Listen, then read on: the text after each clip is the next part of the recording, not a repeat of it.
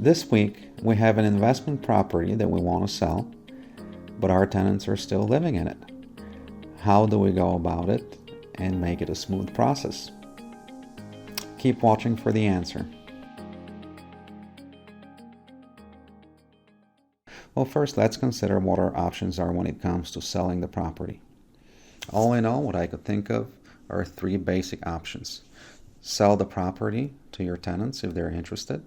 Sell it to an investor, which means very little disruption to your tenants until the lease is up, and then they'll have to renegotiate new terms.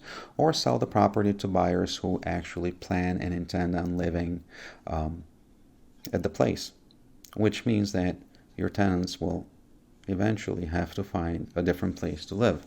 So those are the basic options that are available. There may be a few more variations, but they're really variations off of those three options.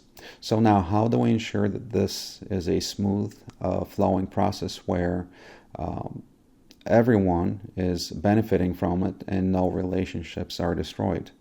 And the key here is, very simply put, prompt and appropriate communication. Make sure that you share what you're planning on doing with your tenants before you actually make a decision. This is the key, right? Communicating before you actually make a decision. Because once you've made a decision, once something has been decided, and you communicate with people, it's not really communicating and sharing. It's really telling them what will take place, imposing your will on them, and really they feel cornered.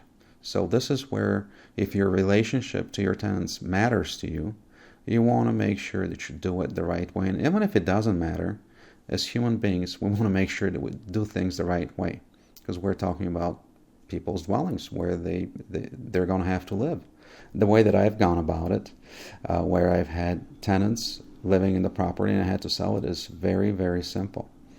Once I made a decision to sell the property, I approached my tenants and said, hey, listen, I have to sell this property. There's no other option for me.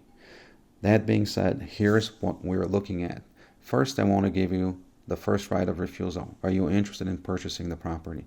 If they say no, you know that option is off the table. Then they say, okay, we're left with two options here. A buyer could purchase this property as an investment and allow you to live here until the end of the lease and then renegotiate terms. Or if it's a buyer that's planning and intending to actually live here, then you're going to have to move out. That being said, let's plan for the worst.